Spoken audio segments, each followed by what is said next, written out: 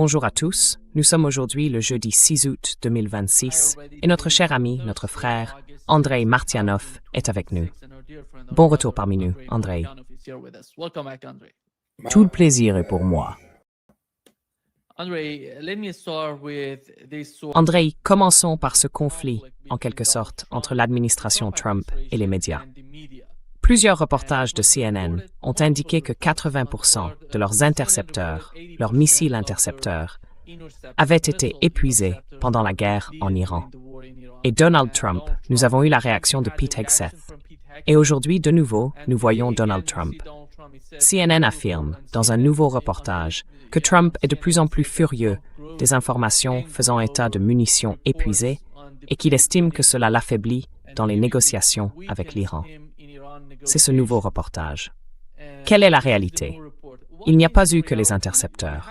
Reuters a rapporté qu'il manquait d'attaques MS et de PRSM. En considérant les deux côtés de cet argument, quelle est votre compréhension de la situation?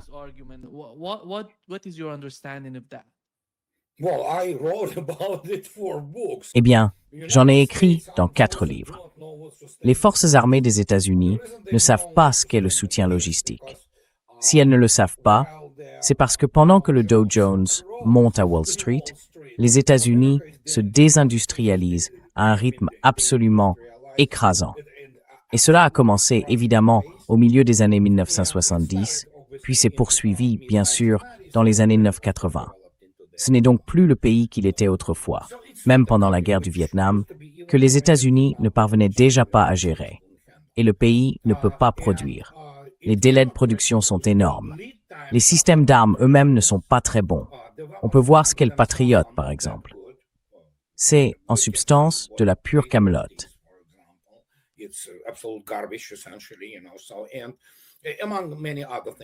Et parmi beaucoup d'autres choses, oui, ils peuvent produire une sorte d'armement à distance, comme ça. Vous savez, les attaques MS, les M270, ça peut aussi lancer des HIMARS. Ils peuvent y mettre, et là encore, ce sont essentiellement des Frankenstein. Vous pouvez mettre, vous savez, cette GBU dans une sorte de roquette, et oui, voilà, PRSM, peu importe.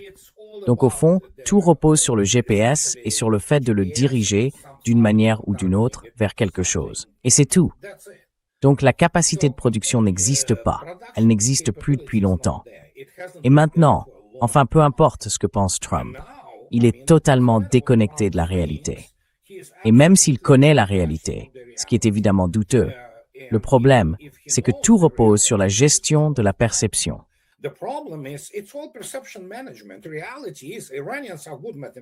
En réalité, les Iraniens sont de bons mathématiciens. Ils ont produit, Al-Khwarizmi nous a donné en fait l'algèbre, pour ceux qui ne le comprennent pas. Et il était perse, vous savez. Alors, s'ils pensent que les gens ne savent pas compter, j'ai un pont à leur vendre. La seule chose dont ils soient capables, y compris au Pentagone, et vous savez à la Maison-Blanche, à Washington, D.C. en général, dans le marais de ces créatures, c'est qu'ils ne comprennent vraiment pas ce qu'est la guerre. Ils ne connaissent que la perception. Ils font seulement semblant de pouvoir encore négocier, sans comprendre qu'ils ont été totalement humiliés sur le plan militaire. Alors, peu importe ce que pense Trump, qui s'en soucie, il n'est pas pris au sérieux. Les États-Unis ne sont plus pris au sérieux.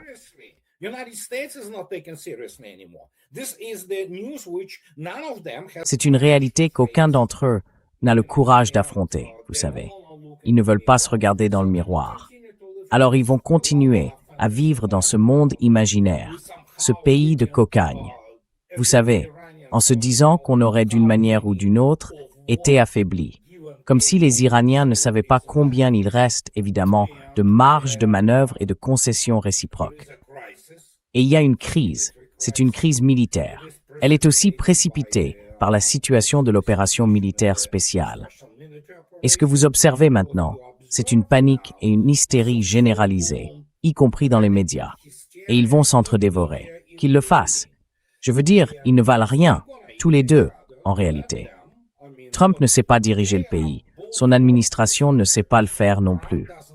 Le Congrès américain, c'est une Knesset.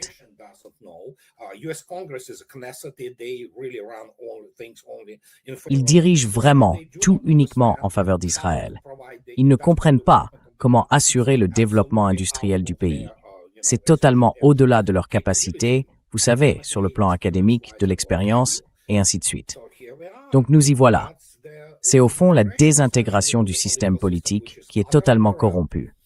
Et ces gens qui conseillent Trump comme Hegseth, qui est Hegseth? Il a été en Afghanistan. Waouh! Il a vu des gens tirer avec des AK-47. Waouh! Très impressionnant. Ce type n'a aucune expérience militaire. C'est une personnalité des médias.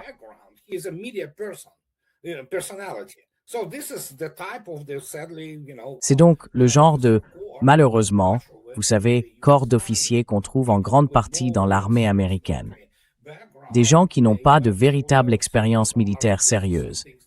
Ils sont passés par ces programmes ROTC et tout ça. Ce sont tous ces généraux bardés d'étoiles. Ce sont des généraux politiques. Ils font carrière en léchant les bottes de quelqu'un et en lui passant de la pommade.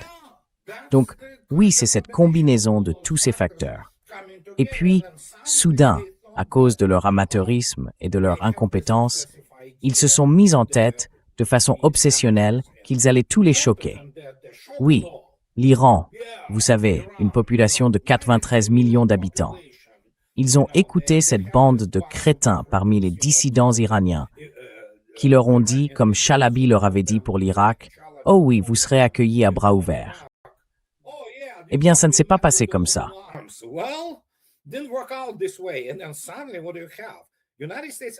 Et puis, soudainement, qu'est-ce que vous avez?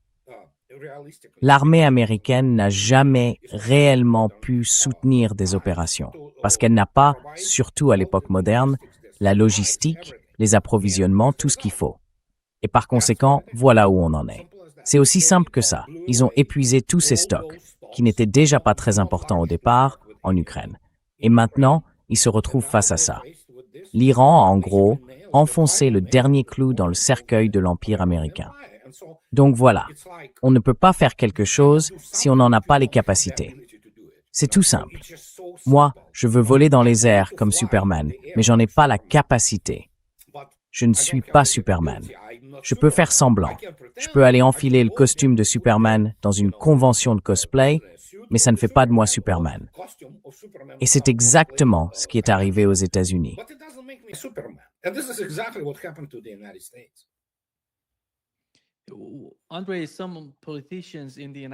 Andrei, certains responsables politiques aux États-Unis critiquent essentiellement Donald Trump parce qu'il n'accepte pas la politique ukrainienne. Ils parlent de l'Ukraine qui produit des drones. Nous pourrions apprendre d'eux. Ils vont nous aider à produire des drones pour nous opposer à l'Iran. Quelle est cette capacité dans l'Union européenne? De quoi parle-t-il? Savent-ils quelle est cette capacité?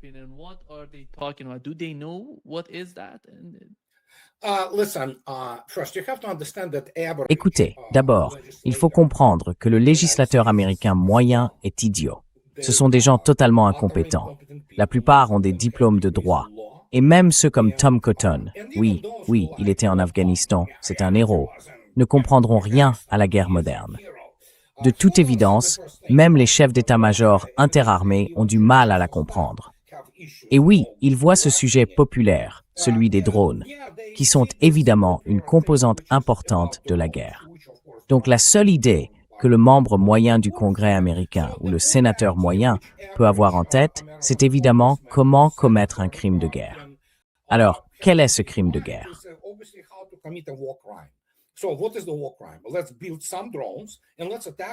Construisons des drones et attaquons des civils. C'est la seule chose à laquelle ils servent, et c'est toute l'idée. Mais il n'y a rien à apprendre sur les drones. Un drone en lui-même, c'est ce que beaucoup de gens ne comprennent pas. Même les drones les plus sophistiqués, on y fixe, vous savez, tout un ensemble de bons systèmes optroniques, comme de l'infrarouge et de l'optique classique. Et on leur ajoute une sorte de... Selon la conception du système, on peut y fixer autre chose. On peut les rendre plus ou moins manœuvrables, avec une portée plus ou moins longue. Cela dit, ce qui compte, ce sont les tactiques, la manière dont il faut les utiliser, et évidemment, leur application sur le plan opérationnel.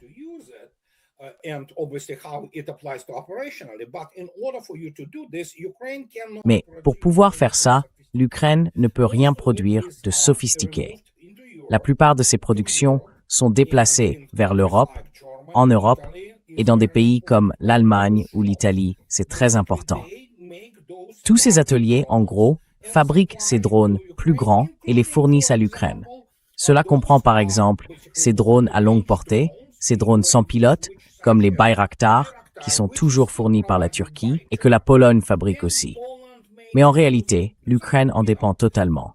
Et la seule expérience qu'ils ont, c'est la manière de mener ce qu'on appelle des combats air-air avec des drones. C'est important, ne vous y trompez pas, c'est une compétence importante.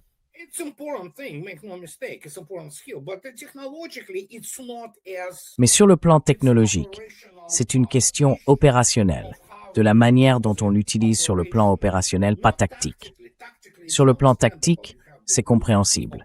Vous avez de bons opérateurs, ils sont formés, et ils finissent par vraiment maîtriser cela.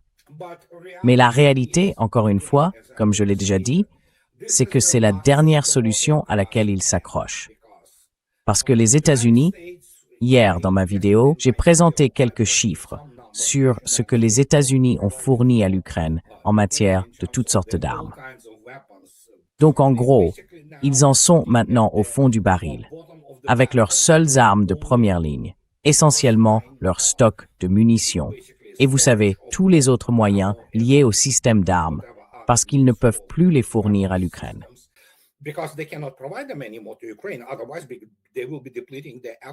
Sinon, ils vont épuiser les capacités réelles de défense, ou de combat, si vous préférez, des unités de première ligne, de l'armée de terre et des forces armées des États-Unis.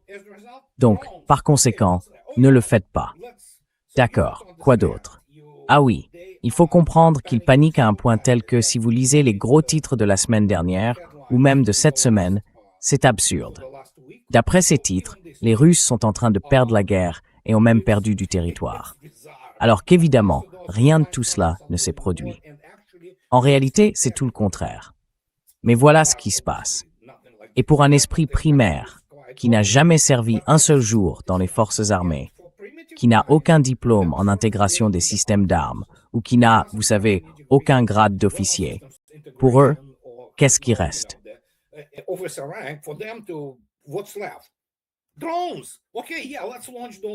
Des drones. D'accord, oui, lançons ces drones et tuons le plus de Russes possible. C'est la seule chose qu'ils ont. Et c'est parce que, bon, j'écris mon 5e livre qui devrait paraître, je l'espère, au début de l'année prochaine. C'est une force obsolète. Ces concepts opérationnels et stratégiques sont obsolètes. Ils ne savent pas faire la guerre. Et par conséquent, comme je l'ai déjà dit, ils se raccrochent à ces vieux drones. D'accord? Et eux, bien sûr.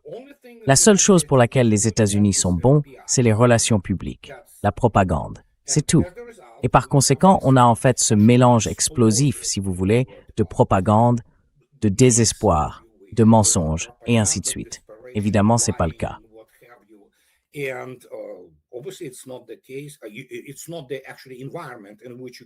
Ce n'est pas le véritable environnement qui permet de comprendre la situation. Et puis, il y a un autre point fondamental que je défends publiquement depuis de nombreuses années. Si vous avez un diplôme de sciences politiques, vous ne pourrez rien comprendre. Il faut avoir, nous sommes en 2026. La guerre est extrêmement complexe. Ces niveaux tactiques et opérationnels les plus élevés sont si complexes qu'il faut une solide formation d'ingénieurs militaires. Pas ingénieurs au sens américain, comme le corps des ingénieurs de l'armée américaine, qui est essentiellement une grande entreprise de construction avec des épaulettes. Non, je parle d'intégration de systèmes, de conception de systèmes d'armes, de choses de cette nature, de ciblage, de reconnaissance et de choses de cette nature.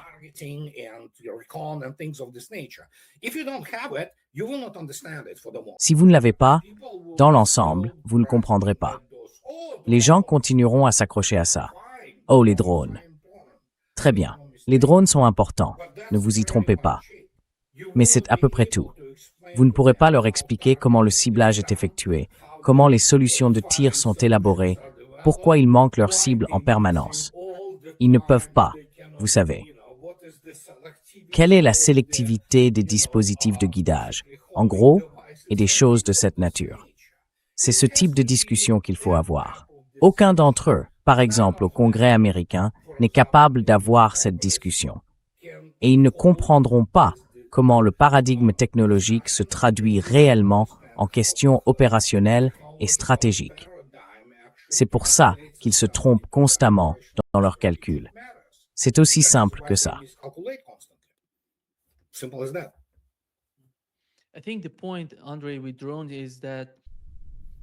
Je pense, Andrei, que le problème avec les drones, c'est qu'ils semblent ne pas comprendre qu'on ne gagne pas une guerre en utilisant des drones pour attaquer telle cible ou telle autre. Tout repose sur une stratégie, comme vous l'avez dit, une grande stratégie pour la guerre. Or, il semble que la grande stratégie des États-Unis, à mon avis, dans ce qui se passe contre la Russie et l'Iran, et dans la poursuite de la guerre, ce soit de continuer cette guerre. Ils ne savent pas quel est l'objectif, quelle en serait l'issue, quel serait pour eux le point final. C'est simplement la poursuite de la guerre. Rien d'autre ne vient de Washington. Quelle est votre compréhension de cela?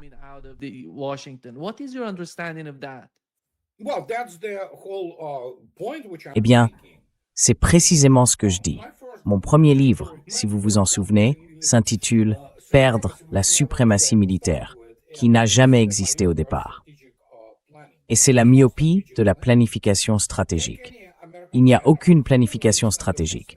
Prenez n'importe quel général américain, il ne comprendrait rien aux opérations interarmes. Prenez Donahue, prenez Cavoli, qui était autrefois, prenez Aguto, prenez qui vous voulez. Je ne parle pas de Hodges et Kellogg, qui se donnent aujourd'hui en spectacle comme des clones dans la sphère médiatique. Ils ne comprendraient pas ce qu'est la guerre.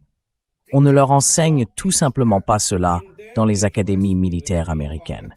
On leur enseigne, eh bien si vous regardez en fait le corps, ou comme certains disent, c'est une règle graduée.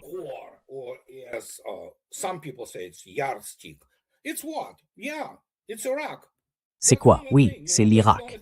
C'est la seule chose, vous savez, c'est la seule chose qu'ils connaissent.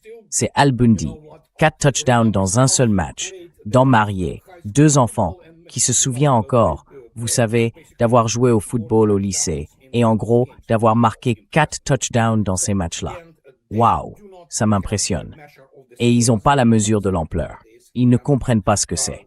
Et maintenant, ils ont été appelés.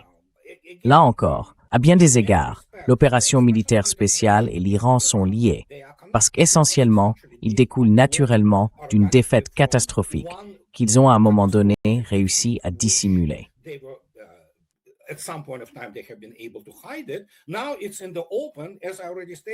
Maintenant, c'est au grand jour, comme je l'ai déjà dit, et je l'ai dénoncé pendant de nombreuses années. Dès que les États-Unis cessent de se cacher derrière leurs supplétifs, c'est fini. Ils sont incapables de mener une vraie guerre sérieuse. Et maintenant, qu'est-ce que vous faites? Ah oui. Combien de fois l'Iran a-t-il déjà été vaincu? Certains disent 40 fois. Je ne sais pas combien de fois Trump, et oui, maintenant la Russie aussi, a été totalement vaincue. Oui, en Afghanistan. Voilà ce qu'ils sont. Ils n'ont pas d'honneur, ils n'ont pas d'intégrité, ils n'ont pas de respect pour eux-mêmes. Et c'est pour ça qu'ils poursuivent sans cesse ces guerres, complètement perdus, désorientés, sans comprendre ce qui se passe. Parce que, oui, vous auriez dû mieux étudier.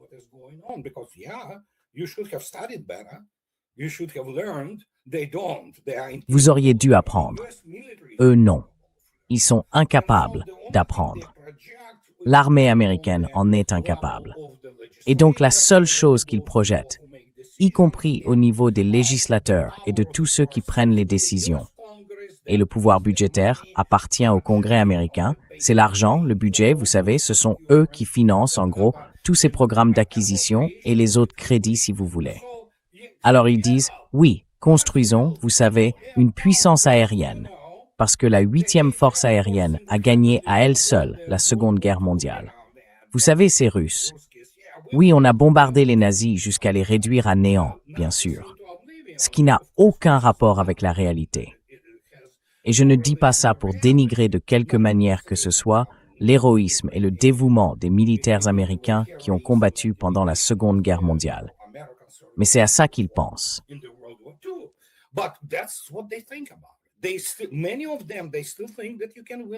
Beaucoup d'entre eux pensent encore qu'on peut gagner une guerre uniquement avec la puissance aérienne, parce qu'à l'évidence, ils n'ont jamais vraiment étudié l'histoire militaire. Tout ça n'est que fabulation et conte de fées. Et quand vous avez ça, et que vous avez un corps des officiers qui vient servir dans ce système, vous avez cet environnement jusqu'au moment où ils se retrouvent réellement face à une situation grave. Et on parle du fait que, si les États-Unis s'engagent dans une guerre terrestre contre l'Iran, le Vietnam paraîtra être une simple promenade de santé en comparaison. L'armée américaine ne peut pas encaisser de lourdes pertes, et c'est pour ça qu'il les dissimule constamment. C'est tout le bloc en gros, vous voyez, comment dire, gangrené par la corruption de part en part.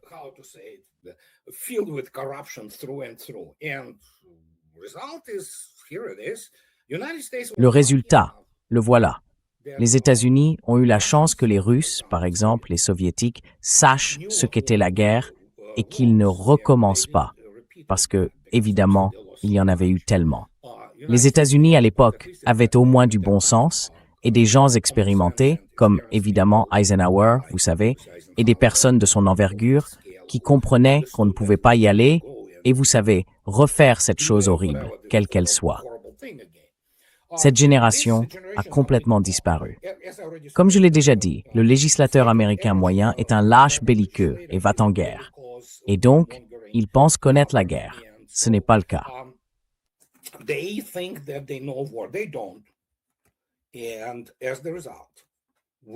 Et par conséquent, nous devons avancer avec une extrême prudence avec les États-Unis, parce qu'ils deviennent essentiellement, vous savez, le patient d'un service psychiatrique avec une grenade. Il faut donc les gérer avec précaution. Mais à part ça, je veux dire, c'est simplement de l'incompétence. C'est aussi simple que ça. On peut le dire maintenant. C'est incompétent. Et les forces armées américaines sont obsolètes. C'est une force des années 1990, conçue pour combattre avec beaucoup de prudence en choisissant les ennemis qu'elle affronte, soit en les achetant carrément, comme les Vénézuéliens qui vendent leur président en gros, soit en s'attaquant à l'Irak, où vous savez, à quelques faibles États arabes qu'on peut corrompre et soudoyer jusqu'à une soumission totale, ce qu'ils font volontiers. Dès qu'ils font face à un véritable ennemi, ils s'effondrent. Ils s'effondrent.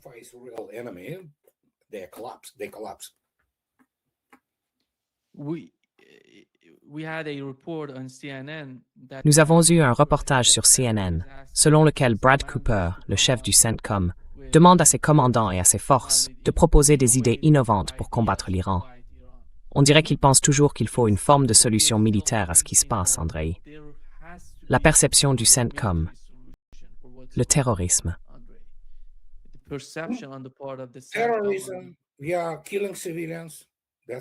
Nous tuons des civils. C'est tout. C'est la seule chose qu'ils savent faire. Encore une fois, le Pentagone est incompétent et on en parle beaucoup. Mais là encore, beaucoup de gens ne savaient pas que j'en parle. Parfois, on ne peut pas expliquer à un officier américain le gouffre qui le sépare, par exemple, disons, d'un officier russe de haut niveau. C'est un gouffre sur le plan académique, de l'expérience, de la culture, du statut social, enfin, de l'intellect. Alors, quelles sont les idées innovantes? Les idées innovantes, c'est tuer des civils. C'est ce que font les États-Unis. C'est pour ça qu'ils font en réalité la même chose avec des civils russes dans le cadre d'opérations militaires spéciales contre des territoires russes. Et Maria Zakharova l'a aussi expliqué à Macron, par exemple. Lui aussi est essentiellement un terroriste. C'est ce qu'il est.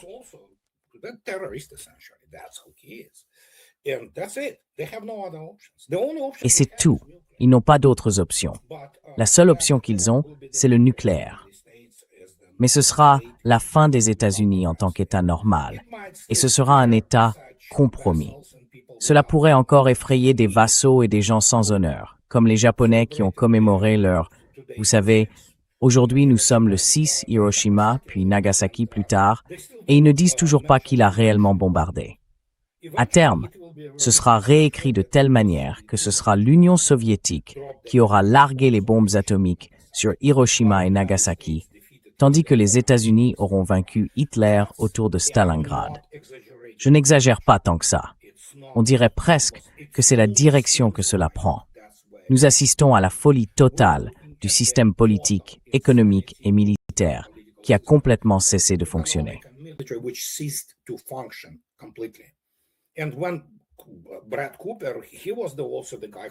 Brad Cooper, c'est aussi celui qui a déclaré qu'il fallait immédiatement arrêter de bombarder le détroit d'Ormuz, parce que les États-Unis sont en train de, et finiront par, manquer de bombes. C'est aussi simple que ça. Qu'est-ce que vous avez alors? Vous allez faire voler quoi? Des avions qui ne transportent aucune munition. Et donc voilà à quoi ressemble l'effondrement. Et beaucoup de gens vont encore. Là encore, je suis évidemment l'opération militaire spéciale et je vois l'hystérie et le niveau de mensonge.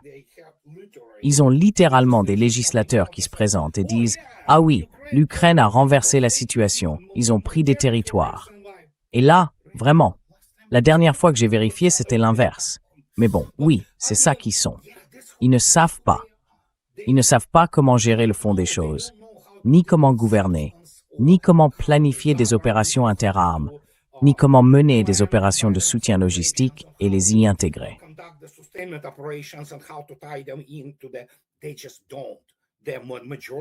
Tout simplement pas. La majorité d'entre eux ont été formatés par les sciences humaines, des juristes, des politologues et ainsi de suite. Vous avez des généraux et des amiraux qui avaient une spécialisation en littérature. Bon sang, je ne plaisante pas. Vous pouvez vérifier. Comment peut-on devenir officier général avec un diplôme de littérature? Parce qu'on est passé par un cursus de 4 ans quelque part, vous voyez. C'est simplement... On ne peut pas enseigner l'intégration des systèmes à quelqu'un qui a un diplôme de sociologie. On ne peut pas.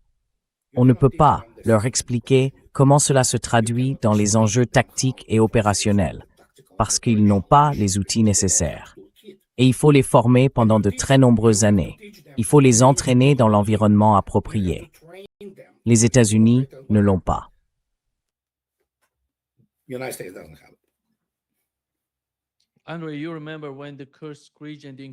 Andrei, vous vous souvenez, quand l'incursion dans la région de Koursk a eu lieu, on pensait que tout cela faisait partie du plan du Royaume-Uni et que le Royaume-Uni était derrière tout ça. Et je pense que je ne serais pas surpris si un jour on apprenait que Keith Kellogg et ces gens-là étaient derrière ce qui s'est passé dans la région de Koursk. Parce qu'ils proposent la même chose en Iran. Ils parlent d'y envoyer des troupes et ce serait une sorte d'énorme stratégie. On va tout capturer et contrôler le détroit d'Ormuz.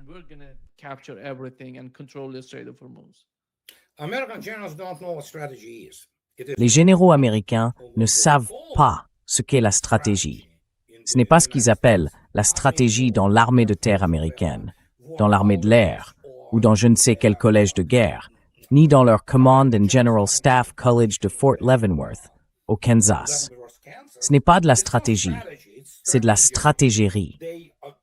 Ils l'enseignent à partir d'histoires fabriquées de toutes pièces par des gens comme Sarah Payne, du Naval War College américain, ou par n'importe quel autre idiot bardé de diplômes qui n'a jamais commandé une escouade de sa vie et qui ne comprend pas le véritable fondement physique de la guerre. De toute évidence, ils tirent leurs opinions, puisqu'ils ne peuvent pas en avoir de leur propre chef. On ne peut pas avoir d'opinion quand on n'a jamais commandé quoi que ce soit de sa vie. De toutes ces autres sources qui continuent de diffuser, au fond, soit des informations douteuses, soit des mensonges purs et simples.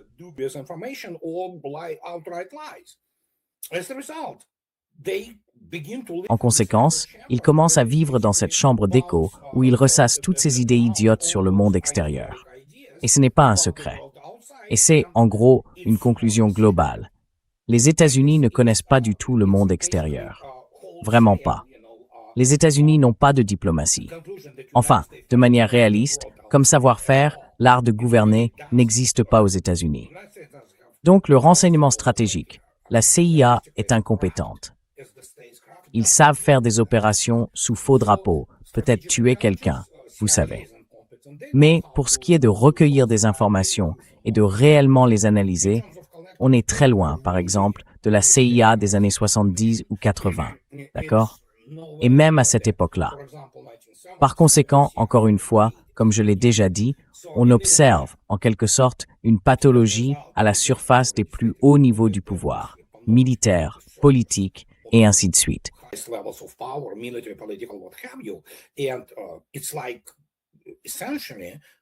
Et c'est un peu comme commenter le délire d'un patient en service psychiatrique. Vous savez, parfois, même les psychiatres eux-mêmes n'arrivent pas vraiment à comprendre de quoi ils parlent. Ce sont tous ces esprits enflammés, obsédés par ce qui les obsède. Il y a tellement d'autres choses qui les stimulent. Donc oui, et comme chantait Jim Morrison, c'est la fin. C'est la fin. Alors, qu'est-ce que vous voulez faire? Rétablir la conscription. Comment allez-vous équiper cette armée? Avec quoi? Est-ce qu'ils auront des armes? Non. Est-ce qu'ils auront des provisions? Vous avez vu? Vous avez lu le dernier article de Larry sur la façon dont ils nourrissent réellement les gars, ou plutôt ne les nourrissent pas, sur les navires de l'US Navy.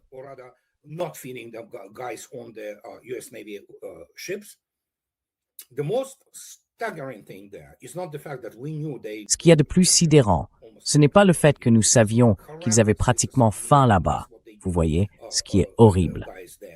Enfin, c'est ce qu'ils font subir aux gars là-bas. Mais s'il est vrai que les officiers continuent à bien manger alors que leurs équipages, les marins du rang, sont en fait à moitié affamés, c'est la décomposition de la force. Je ne peux pas imaginer un officier qui ne partage pas les difficultés de son personnel. Et si c'est vrai, c'est la décomposition complète des forces armées. Parce que si vous entrez dans votre messe des officiers et que vous êtes traité différemment, que vous êtes bien nourri, tandis que vos équipages ont, vous savez, pratiquement faim, c'est tout simplement incroyable. Je n'arrive pas à croire que cela se produise. Ça vous dit, au fond, ce qui se passe partout dans les forces armées américaines.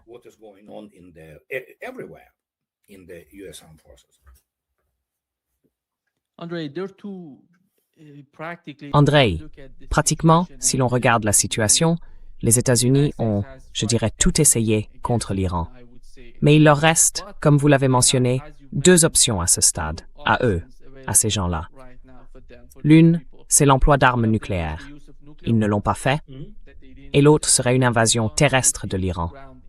Ce sont les deux dernières choses qu'ils n'ont pas faites. Ce sont les options qui restent à Donald Trump.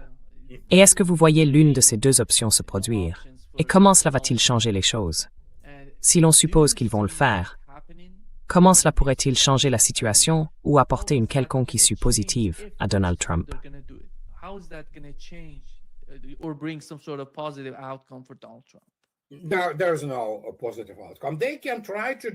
Il n'y a aucune issue positive.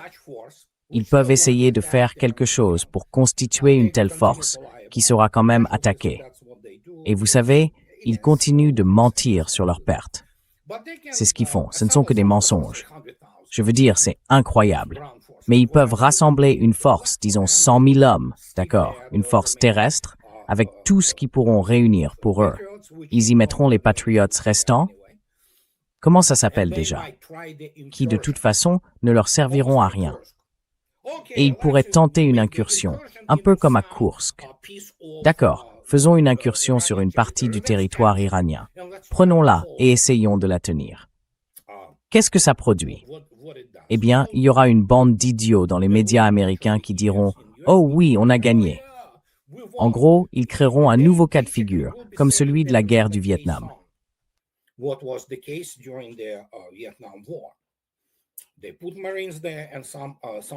Ils y ont envoyé des marines et quelques soldats de l'armée de terre, vous savez, près de la frontière, en pensant que cette base allait, d'une manière ou d'une autre, changer la situation avec le Laos et ce genre de choses. Ça n'a pas du tout bien marché. Les Vietnamiens, les Nord-Vietnamiens, ont continué à l'attaquer. Évidemment, et encore une fois, c'était surtout leur niveau d'artillerie, d'accord? Toutes sortes d'artillerie de campagne qu'ils pouvaient lancer sur les Américains. Ils vivaient sous un bombardement constant. Évidemment, ils étaient ravitaillés par voie aérienne et tout ça. Les choses ont changé. Et toute leur idée, c'est que la puissance aérienne pourra, d'une manière ou d'une autre, si l'on considère ce type d'opération, continuer à les ravitailler alors qu'on sait qu'il ne leur reste pas grand-chose, et faire le coup de la communication. Oh oui, regardez ça.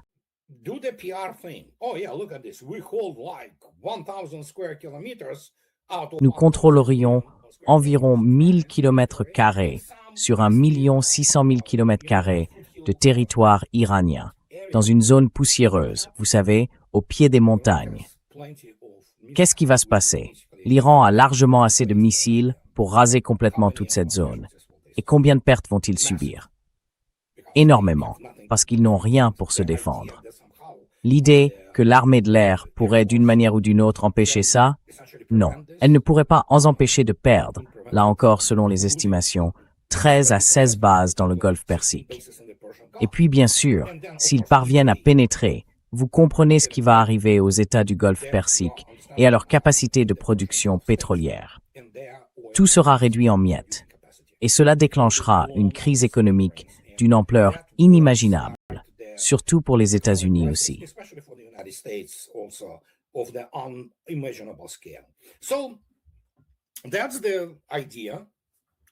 C'est ça l'idée. Est-ce qu'ils vont l'appliquer? Eh bien, quand on voit qui dirige tout ce foutoir, cette bande d'imbéciles, c'est possible. Et encore une fois, ce n'est pas un secret.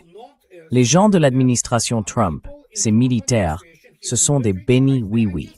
Aucun n'a le courage de venir dire « Monsieur le Président, vous êtes un idiot. Voici ma démission. » Vous savez quoi? Allez vous faire voir. Vous commettez un crime contre le pays et vous êtes au service d'Israël. Non, ils sont pareils que lui. Ce sont des généraux politiques. Ils vont lécher les bottes, cirer les pompes. Ils seront des bénis oui-oui. Ils vont continuer comme ça. Ce sont des courtisans, parce que la seule chose qui les intéresse, c'est leur carrière. Point final.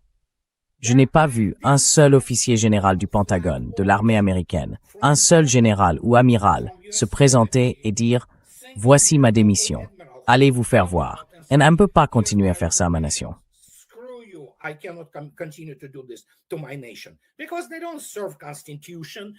Parce qu'ils ne servent pas la Constitution. C'est essentiellement une force mercenaire, enfin une force expéditionnaire, chargée d'imposer leur politique impériale. Ils servent les entreprises. Maintenant, ils servent aussi Israël. Voilà ce que c'est. C'est la meilleure force de combat de l'histoire, comme l'a dit Obama. Voilà à quoi elle a été réduite. Et tous ceux qui gobent ces conneries, selon lesquelles ils répandaient la démocratie dans le monde. Oui, combien de millions de civils ont été tués jusqu'à présent? Je ne me souviens plus du chiffre. Plusieurs millions. Voilà ce que c'est. C'est ça la démocratie à l'américaine. Maintenant, après ce qui s'est passé lors de l'opération militaire spéciale, ce qui s'est passé à Minab et ce qui est arrivé aux civils en Iran, c'est fini. Ils ne s'en remettront jamais. Ils sont à jamais salis en tant que force qui est... Enfin, que puis-je dire? Oui, ils peuvent encore croire qu'ils sont une grande armée. C'est pas le cas.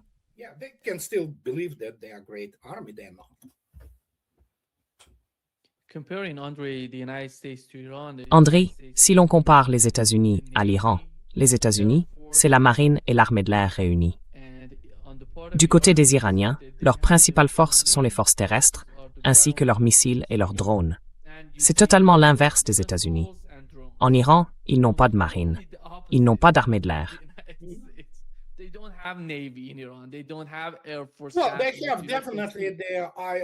Eh bien, ils ont très clairement leurs vedettes rapides, des gardiens de la Révolution, qui font office de marine côtière, de force côtière. Et c'est crucial, en réalité. Oui, l'Iran n'a pas de marine au sens classique du terme, mais il a suffisamment de moyens navals pour maintenir ce foutu détroit fermé. Et ils ne peuvent rien y faire, vous savez. Donc, disons les choses ainsi. L'Iran dispose de certaines forces navales qui sont manifestement très efficaces.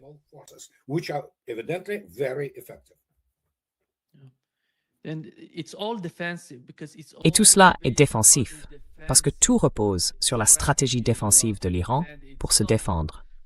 La marine s'inscrit entièrement dans cette logique, avec la combinaison de la marine, des forces terrestres et des missiles. Mais quand il s'agit des États-Unis, tout tourne autour de la marine, qui déploie, vous savez, ces énormes porte-avions. Power projection. Power projection. Projection de puissance. Projection de puissance, c'est un euphémisme pour se rapprocher d'un trou à merde du tiers-monde et bombarder des gens qui n'ont rien et qui ne peuvent pas riposter. Voilà l'idée. C'est la manière américaine de faire la guerre. Tout repose sur le choix de gens qui ne peuvent pas riposter. Dès que vous choisissez des gens qui peuvent riposter, et l'Iran ne se contente pas de riposter, il lance des missiles, tout s'effondre. Parce que, soudainement, et là encore il faut comprendre que même à propos de la guerre du Vietnam, ils mentent toujours. Car en réalité, l'essentiel des morts pendant la guerre du Vietnam n'a pas été du côté des forces américaines. C'est l'armée sud-vietnamienne qui a payé le prix principal. Elle a perdu 330 000 tués au combat et 1 300 000 blessés. 1.3 million wounded. So, yeah, it's kind of dubious. Donc oui, ce sont des statistiques un peu douteuses, vous savez, quand on doit en parler. Les États-Unis, en fait, du fait des combats, pas des maladies ou, vous savez, des actes auto-infligés, ont perdu non pas 56 000, mais 42 000 hommes, selon l'armée américaine, tués au combat, les KIA. Et cela sur plus de 10 ans. Eh bien, devinez quoi? Les Russes, par exemple, probablement l'armée russe, qui combat essentiellement la force unifiée de toute l'OTAN, parce que c'était l'armée ukrainienne avant. Ce n'est plus le cas. Elle est désormais complètement décomposée, et les Russes la démantèlent chaque jour. Les Russes ont probablement perdu, en 4 ans, peut-être de l'ordre de, disons, près de 100 000 hommes tués au combat.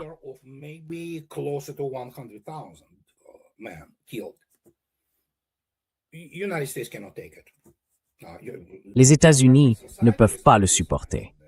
La société américaine n'est pas faite pour ça. Ils n'en sont tout simplement pas capables. Et pour une raison quelconque, ils ont décidé qu'ils en étaient capables, alors que ce n'est pas le cas. Et beaucoup de gens vont me dire maintenant, « Ah oui, vous vous souvenez de ces déclarations idiotes, après qu'ils ont réduit l'armée de Saddam en bouillie sanglante? Ah oui, vous savez, le syndrome vietnamien a été surmonté. » Non, il est toujours là. C'est un fait connu, un fait incontestable. Les États-Unis ont terriblement peur de leurs propres pertes et ils sont extrêmement sensibles. C'est pour ça qu'ils les dissimulent constamment ou qu'ils transfèrent, pour ainsi dire, les pertes, les gens qui meurent, vers les contractants militaires.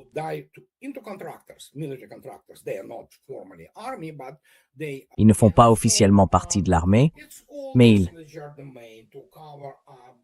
Et donc tout cela n'est qu'un tour de passe-passe pour masquer le fait que les États-Unis ne peuvent pas mener une vraie guerre sérieuse. Et c'est pour ça qu'on en est là aujourd'hui. Et la seule chose qu'ils aient toujours su faire, c'est une force expéditionnaire impériale dont la mission principale consiste à aller pacifier des autochtones locaux.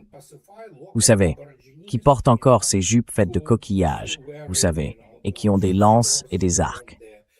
C'est à peu près tout. C'est le type d'armée contre lequel l'armée américaine est efficace.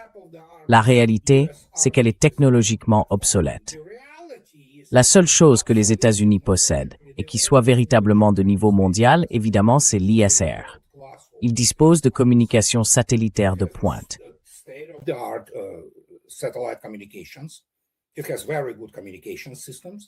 Ils disposent de très bons systèmes de communication. Mais si vous regardez le TOE, le tableau d'organisation et d'équipement, c'est une farce absolue sur le plan technologique. Il est surclassé en portée et en puissance de feu par absolument tout.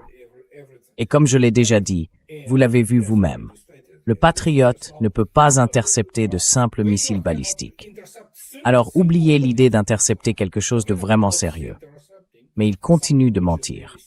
Ils vendent ça au public, qui est complètement isolé du monde extérieur. Et les gens y croient, surtout les baby-boomers. C'est la génération sauvage. Oh mon Dieu, beaucoup d'entre eux, pas tous. Alors ils croient à ces conneries. Je veux dire, ils ne sont pas très brillants. Ils ne se préoccupent que de leur plan 401k et de leurs investissements, et c'est tout.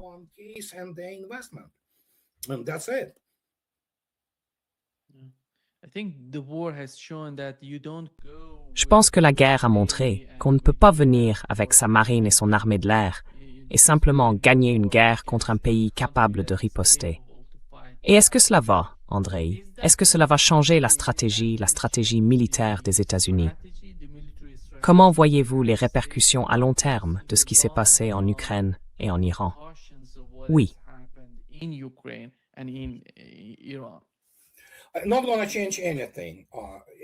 Ça ne changera rien. En fin de compte, les États-Unis en sont incapables. L'armée américaine est incapable d'apprendre quoi que ce soit au niveau opératif et stratégique. Point final. C'est un diagnostic. Et je parle en tant qu'ancien professionnel militaire, tout comme évidemment mon entourage qui compte des officiers très haut placés. Certains sont même encore en service. Mais c'est une autre histoire. Les États-Unis ne savent pas mener des opérations interarmes d'envergure. Ils ne le savent tout simplement pas. C'est aussi simple que ça. Parce qu'ils ne sont pas capables d'assurer le soutien logistique, sans même parler de monter en puissance. Or, c'est l'élément crucial. Soutenir les opérations, puis augmenter l'effort.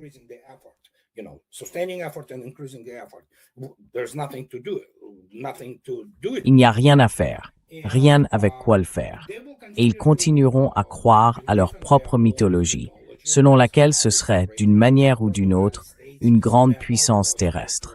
Les États-Unis n'ont jamais été une grande puissance terrestre. Mais dans ce cas, il faut trouver quelqu'un qui, peu importe qui, avec un doctorat dans n'importe quel domaine, enseigne une forme quelconque d'histoire ou de stratégie dans une académie militaire américaine ou une école de guerre américaine, pour lui dire, les gars, si vous lisez ne serait-ce que le petit-fils d'Eisenhower, ces remarquables 1000 pages modernes sur son glorieux grand-père, qui était un véritable grand stratège américain, aux côtés de George C. Marshall.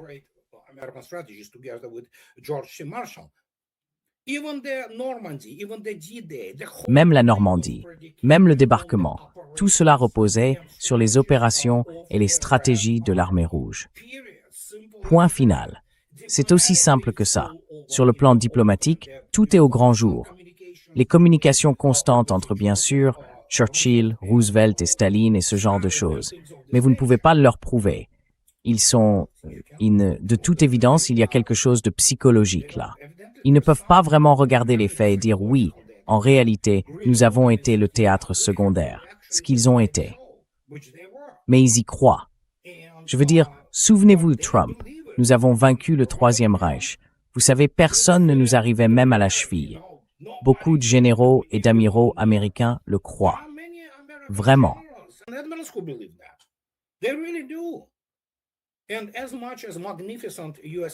Et aussi remarquable qu'ait été la puissance de la marine américaine. Et aussi héroïque qu'ait été la marine américaine et les marines sur le théâtre du Pacifique, par exemple. Les États-Unis étaient un monstre sur les plans économiques et militaires, comparé au Japon. Donc ce n'était jamais à armes égales. Le Japon a eu des coups de chance, et vous savez, Pearl Harbor, ce genre de choses. C'était toute l'idée. Pearl Harbor, dans quel but? Bombarder Pearl Harbor pour obtenir d'une certaine manière un avantage. Et vous savez, convaincre les États-Unis qu'ils devaient peut-être rechercher une résolution pacifique. Les États-Unis étaient bien plus grands que le Japon impérial, sur les plans économiques et militaires. Et même là, ils avaient besoin de l'aide de l'armée rouge.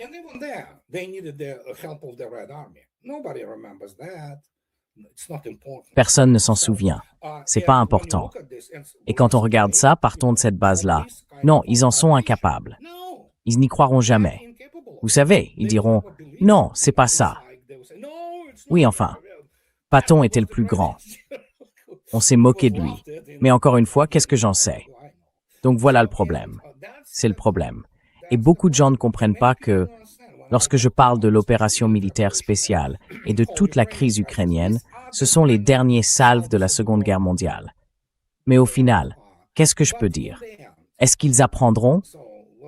Comme je l'ai déjà dit, non, on ne peut pas changer l'ADN culturel. Les États-Unis ne sont pas une puissance continentale, au sens eurasiatique classique.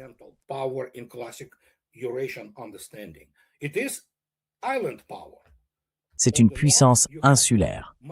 Au nord, vous avez quoi? Le puissant Canada, qui n'est essentiellement rien de plus qu'une banlieue des États-Unis, d'accord? Malgré toutes ces contradictions et ce genre de choses. Au sud, il y a le puissant Mexique, qui est surtout connu aujourd'hui pour la drogue.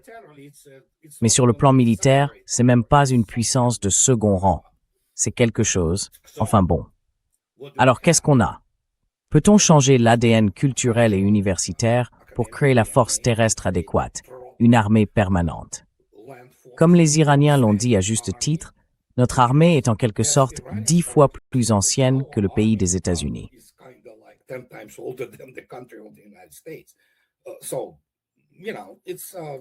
Donc, vous savez, oui, comme je l'ai déjà dit, quand on fonce à pleine vitesse dans un mur de briques, c'est une expérience très désagréable. C'est ce qui est arrivé aux États-Unis. Et je les avais prévenus dès 2014. Je disais à ces gens-là, vous ne savez pas dans quoi ils s'engagent. Ils sont totalement incompétents. Au mieux, ils ne connaissent que des détails tactiques. Et même sur le plan tactique, les États-Unis ne sont pas si bons que ça. Vous savez, ils sont bons face aux Moudjahidines. Mais eux, oui, ils opèrent avec ces petites radios et tout le reste. Et on peut toujours appeler un appui aérien rapproché. Face à une vraie armée, dans une vraie guerre, c'est un jeu d'enfant.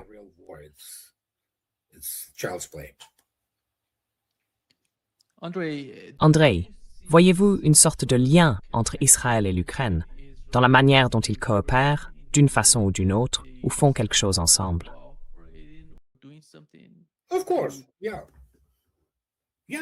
Bien sûr, oui. Oui, il y en a. D'abord, n'oubliez pas une chose majeure. D'abord, il y en a un certain nombre qui sont juifs, à commencer par M. Zelensky lui-même. N'oubliez pas non plus que M. Kolomoïski n'est pas seulement l'un des hommes les plus riches et une ordure. Enfin, il faisait aussi, et fait peut-être toujours, partie d'une sorte de culte de la mort israélien, un culte de la mort juif, vous savez, un culte de la mort sioniste. Ils ont toutes ces idées bizarres sur je ne sais quoi l'avenir des Juifs quelque part. Donc il y a beaucoup de choses qui se passent là-bas, surtout en ce qui concerne les Israéliens les plus fanatiques. Donc oui, et en général, ils n'aiment pas les Russes là-bas.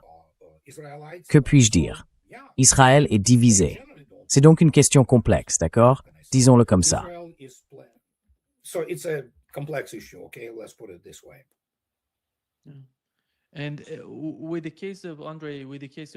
Et dans le cas de l'Ukraine, il y a des informations selon lesquelles les États-Unis veulent aider l'Ukraine, mais qu'ils n'ont pas les missiles ni les capacités nécessaires. Ils ont dit qu'ils allaient laisser l'Ukraine produire des intercepteurs. En ce moment, il est dit que Firepoint, le fabricant ukrainien, essaye de mettre quelque chose en place avec 13 pays, vous savez, des fabricants européens, pour produire des intercepteurs qui seraient moins chers, l'ISS, qui ne coûteraient pas autant que les intercepteurs patriotes. Comment voyez-vous le fait que l'Ukraine produise quelque chose alors qu'elle est en pleine guerre? Tout le monde sait que si quelque chose se passe à l'intérieur de l'Ukraine, cela sera frappé par des missiles russes.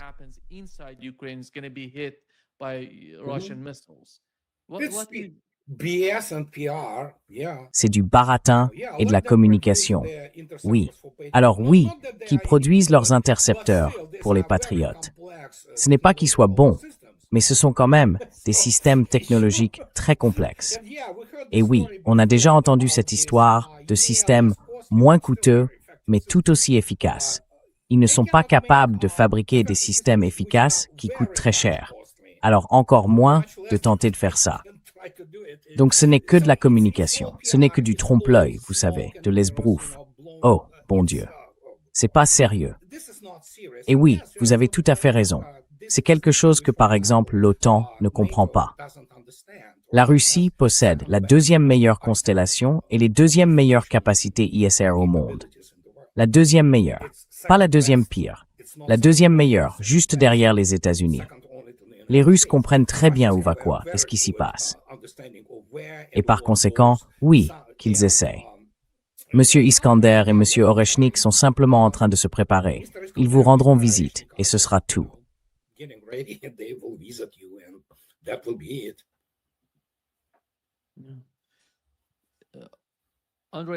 Andrei, pensez-vous que la Russie pourrait à un moment donné s'occuper de la frontière entre la Pologne et l'Ukraine. Je sais pas. Quelle nécessité y-a-t-il à cela?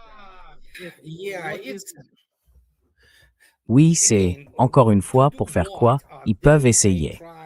Mais encore une fois, il faut comprendre que les Russes ont en substance une vision en temps réel de ce qui se passe. Là, ils sont en train d'achever ce, ne vous y trompez pas, frapper leur pont, et surtout un pont aussi important que celui de Zatoka, par exemple, entre la Roumanie et Odessa, dans l'oblast d'Odessa, en Ukraine, ça demande un peu d'effort, vous savez. Et les Russes s'en occupent. Il est lourdement endommagé. Qu'est-ce que cela signifie? On ne peut plus y faire passer aucun matériel roulant. Et oui, il y a peut-être une autre considération ici, mais disons les choses ainsi. Si nécessaire, il sera entièrement achevé et il disparaîtra. Mais en l'état actuel, on ne peut déjà plus y faire passer de matériel roulant, ni de train. Donc, comme vous le savez, il n'y a plus de trafic maritime de grands navires.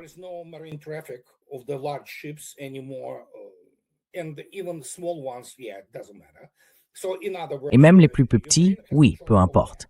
Autrement dit, l'Ukraine a été étranglée de ce côté-là. Le reste, ce sont évidemment les lignes ferroviaires entre la Pologne et l'ouest de l'Ukraine. Il y a un problème. Il faut encore, je crois, changer l'écartement, enfin les différents bogies, parce que l'écartement des rails est différent.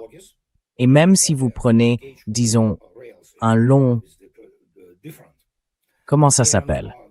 Un train, il ne peut toujours pas transporter autant, par exemple, de munitions et de ravitaillement qu'un seul vraquier. Vous savez, un seul vraquier peut emporter, je ne sais pas, 10 000 tonnes de tout, voire 15 000. Et ça représente, je veux dire, au moins 3, 4, voire 5 trains.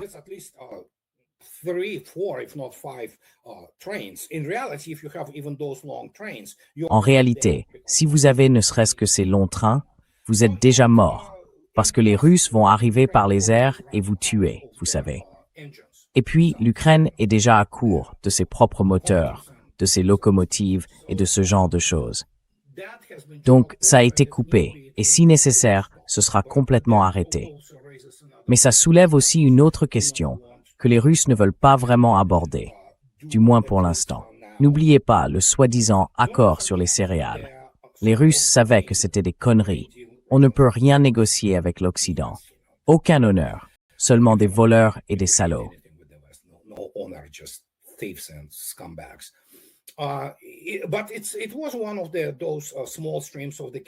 Mais c'était l'un de ces petits flux de liquidités pour l'Ukraine, parce qu'elle envoyait ses céréales.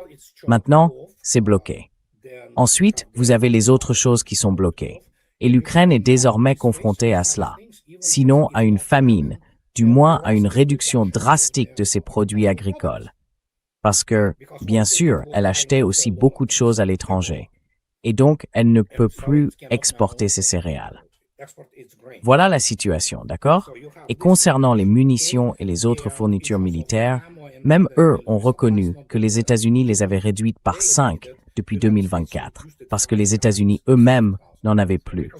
Et l'Europe est déjà à nu, vous savez, complètement à nu. Et c'est la fin.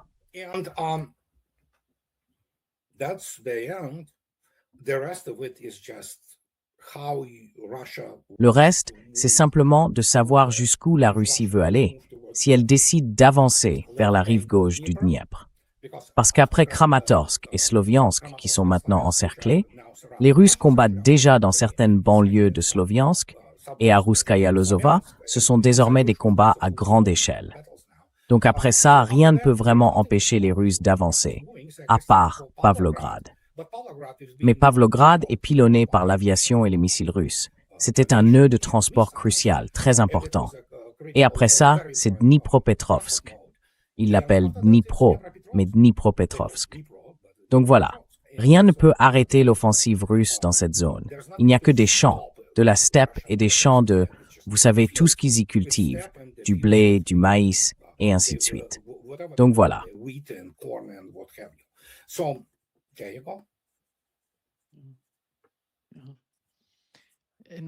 Rien ne va bien. Ça va bien pour l'Ukraine.